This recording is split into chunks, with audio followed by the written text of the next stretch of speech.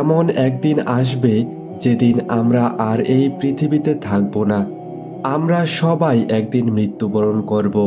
তখন আমাদের আত্মা আমাদের দেহ থেকে বের হয়ে যাবে। এই আত্মা তখন একটি নতুন যাত্রা শুরু করবে। এটি হবে বারজাখ নামক এক জগতের যাত্রা, যেখানে সময়, স্থান, অনুভূতি সবকিছু ভিন্ন।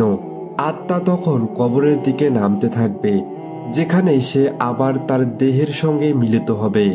আশ্চর্যের বিষয় হলো, এই সময় আত্মা সবকিছু দেখতে ও অনুভব করতে পারে।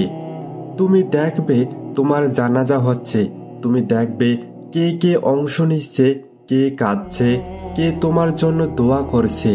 তুমি দেখতে পাবে তোমার দেহটি কাপড়ে মোড়ানো অবস্থায় শুয়ে আছে মাটির উপর। মানুষ তোমার দাফনের প্রস্তুতি নিচ্ছে। তুমি তখন নিচে নামছো, দেখছো, শুনছো, অনুভব করছো। তোমার আত্মা ধীরে ধীরে নেমে এসে আবার তোমার দেহের সঙ্গে মিলিত হবে। যখন তারা তোমাকে কবরে রাখবে, তোমার আত্মা ধীরে ধীরে নেমে এসে আবার তোমার দেহের সঙ্গে মিলিত হবে যখন তারা তোমাকে কবরে রাখবে। এরপর তোমার প্রিয়জনেরা মাটি হাতে তুলে তোমার উপর ফেলবে। প্রতিটি মাটির কোণার শব্দ তুমি অনুভব করতে পারবে। তারা মাটি ফেলে যাবে, তুমি শুনতে পাবে সেই খসখস আওয়াজ, যতক্ষণ না তুমি সম্পূর্ণরূপে মাটির নিচে ঢাকা পড়ো। এরপর তারা ফিরে যাবে। রাসূল সাল্লাল্লাহু আলাইহি ওয়াসাল্লাম বলেছেন, তুমি তাদের পায়ের আওয়াজ শুনতে পাবে যখন তারা কবর থেকে হেঁটে চলে যাবে। তুমি তখন কবরে একা, চারিদিকে অন্ধকার, নিস্তব্ধতা, নীরবতা।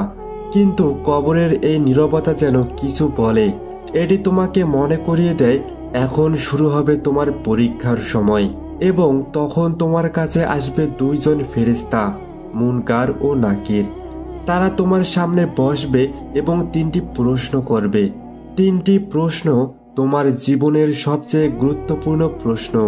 প্রশ্ন 1, তোমার রব কে? প্রশ্ন 2, তোমার দিন কি? প্রশ্ন 3, তোমার নবী কে? তুমি যদি এই তিনটি প্রশ্নের উত্তর সঠিক দিতে পারো, তাহলে শুরু হবে তোমার শান্তির জীবন। কবর হবে জান্নাতের একটি বাগান। কিন্তু তুমি যদি সঠিকভাবে উত্তর দিতে না পারো, তাহলে কবর হয়ে উঠবে জাহান্নামের এক গর্ত। এখানেই অনেকেই ভুল করে।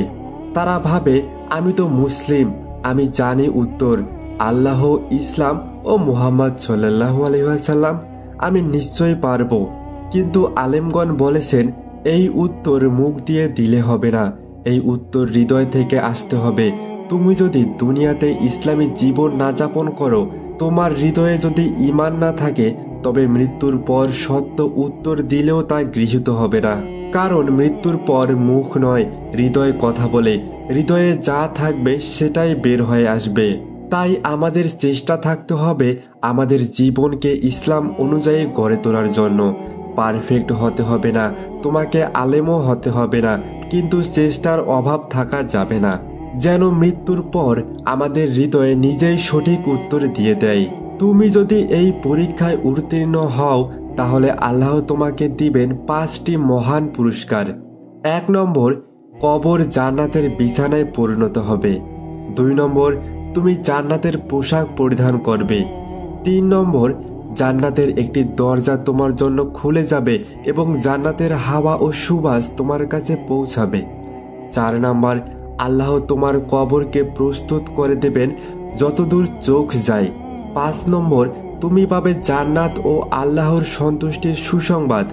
এখানেই শেষ নয়, এরপর আসবে এক সুন্দর চেহারার ব্যক্তি, যার মুখে মিষ্টি হাসি, শরীরে জান্নাতি সুগন্ধি আর চমৎকার পোশাক।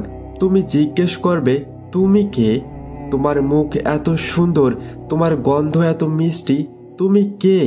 সে বলবে, আমি তোমার ভালো কাজ, আমি সেই সালাত যা তুমি পড়েছো, আমি সেই দান যা তুমি করেছো, আমি সেই কুরআন যা তুমি পড়েছো ও মুখস্থ করেছো, আমি সেই রোজা, সেই তাহাজ্জুদ, সেই ভালো আচরণ, সেই ত্যাগ যা তুমি করেছো। এই ব্যক্তি তোমার সঙ্গী থাকবে কিয়ামতের দিন পর্যন্ত।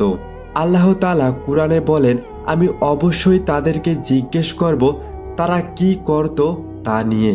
সুতরাং প্রিয় ভাই ও বোনেরা, এই পৃথিবী ক্ষণস্থায়ী, কিন্তু কবর চিরস্থায়ী জীবনের একটি অংশ। আসুন আমরা চেষ্টা করি এমন একটি জীবন যাপন করতে, যাতে আমাদের মৃত্যুর পর আমরা শান্তি পাই, আমাদের কবর জান্নাতের বাগানে পরিণত হয়।